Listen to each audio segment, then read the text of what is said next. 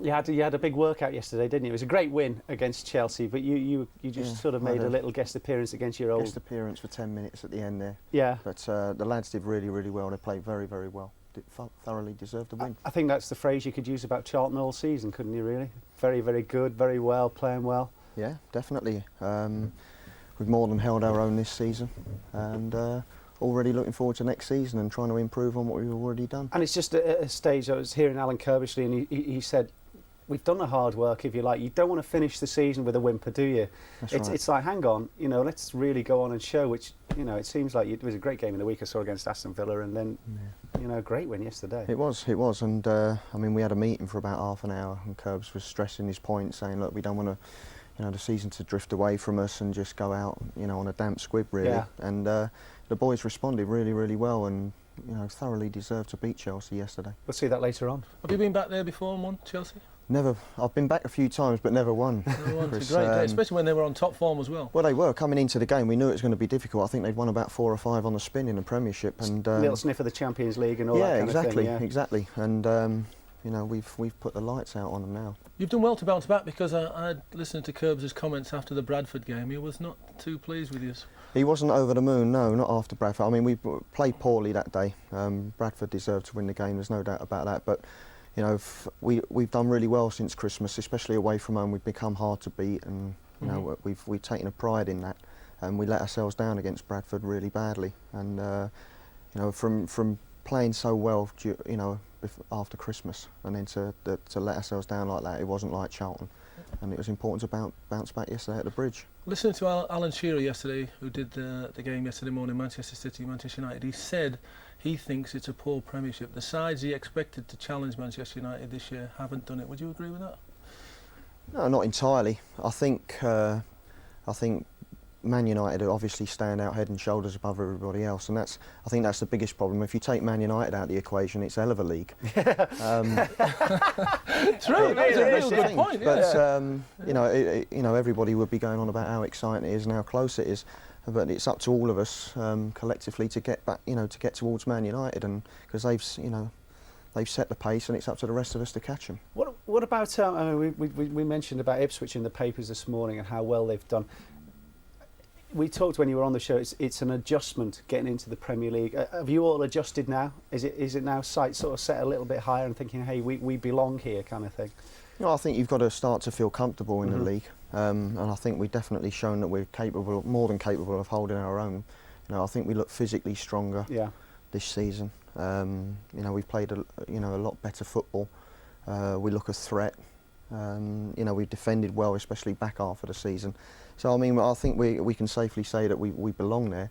But we've got to be careful, because Bradford probably thought the same. Yeah. And they've struggled this season, and so you don't want to get too carried away with yourselves, because we all start again even next year, and it only takes a bad dip in form and you can be struggling again. But there's not flattering here, not just because you're on the show, but you've had a great season, haven't you? You even got, I know Mark Kinsella's been out, but you were given the armband and everything. Yeah, it was nice. I enjoyed that. Mark obviously had a problem with his knee and went in and had an operation and what have you, and whilst he was out, I was given the armband. Surprise? A little bit, yeah, but I suppose... No, Peter Beagrey will be watching, he'll be on the phone. Yeah. Obviously, I talked to all the scouts and the managers, and the one that they seem really impressed with is Scott Parker. Yeah, he's come on leaps and bounds, Scotty. He was great on that advert, though, wasn't he, years ago? I've not seen the advert, I've never seen the advert. It was the cornflake advert, wasn't he? He was the boy. He squirms, every time you mention that, Scott, because he's sick to death of people calling him the McDonald's kid and what have you. Yeah. But I think he's quite rightly now making a name for himself, purely for his football, and he's been outstanding since he came into the side. I think he came into the side at Main Road, start of this year, and he's not looked back. He can be as good as he wants to be. Yeah. He's got a good engine on him. He's aggressive, good skill on the ball, and I think in time he'll turn into a very, very good player. I've got to say, your season's sort of drawing to a close, but the main season's started now already, I've noticed on Sky, hasn't it? It has, the mate. Speedway season. Who's kicked off well on Speedway? Don't forget what happened with Mick McCarthy when he mentioned bikes last week. Yeah, he just was having none of it. No, really? Graham, he's a Speedway man, we know. No, it's Paul. Paul are looking good. Who? Paul, right. The Paul Pirates. How many games? How many things have we played? What do you call it? It's only 5 or 6 meetings into the season, so it's early days, mate. But Paul are looking very good. Really? Yeah. How far are they ahead or behind, or what was? It's only a couple of points, but they're my little tip. Okay, and just give us an outstanding rider to follow this year.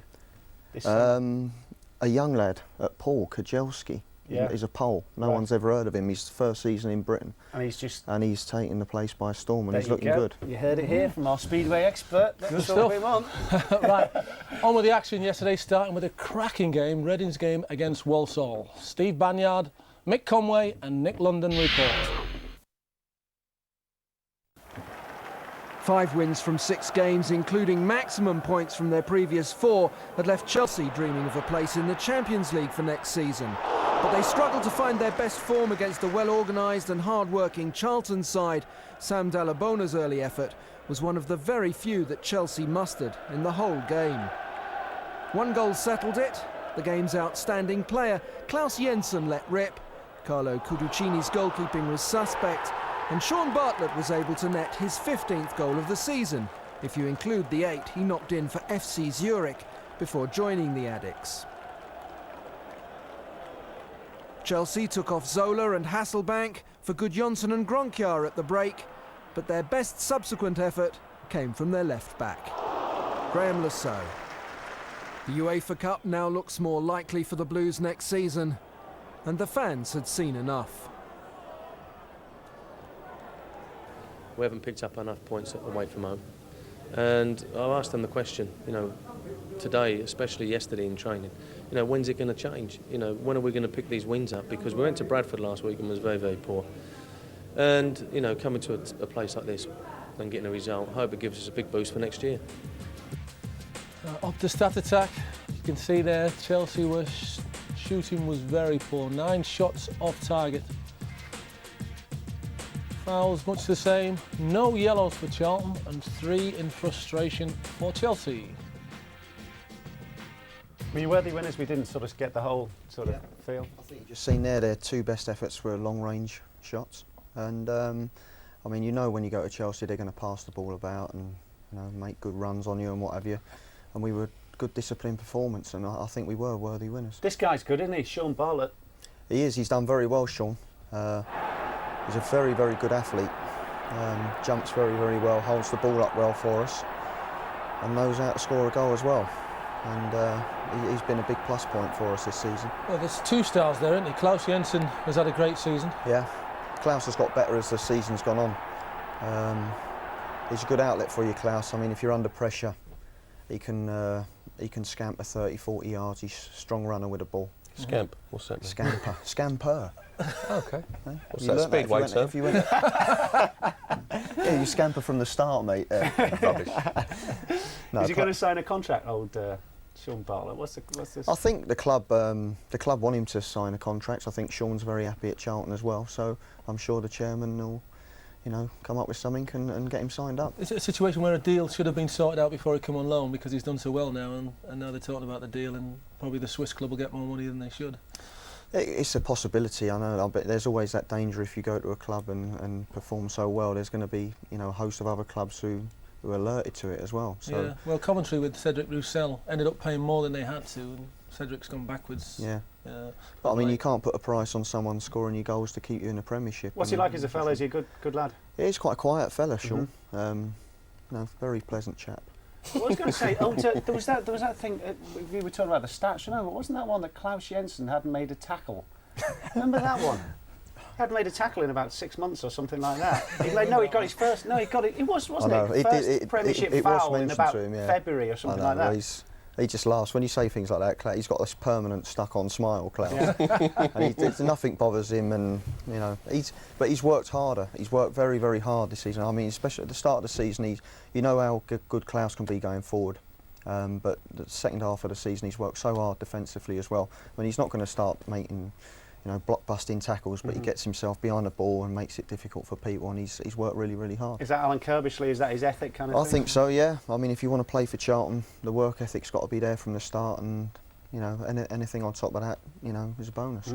Well, international weekends now. There's Kylie goes away, Bartlett, Jensen. I mean, it's international era at Charlton. It is. I mean, it's sign of the times at Charlton. It's come a long way in the last few years. And we've set a foundation now, and hopefully we can push on and try and squeeze up to those big clubs now.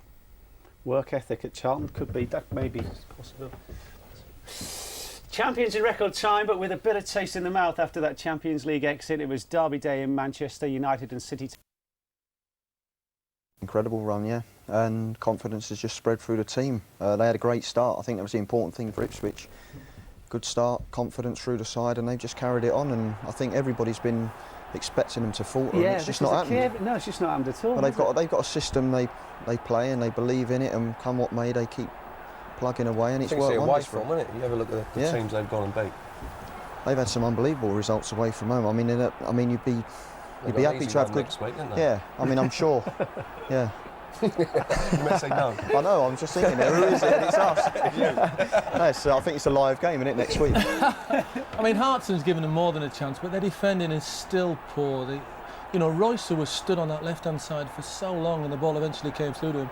And this is the second goal. Gary Breen gives it away, and then nobody once again decided to close this down. Look, they're all standing back once again. There's Gary Breen. They're just waiting and have a shot. Go on. And then once the shot, he gets the lucky ricochet off the elbow of Gary Breen. Mm-hmm. Big win for Ipswich. Disappointed for Coventry. Because they're passing, if you look at the stats here, so they're passing, and I think that's what they rely on, getting the ball to Big John. Yeah. To Bear. Tell me, what's it like to face him? People think he's big and... Yeah.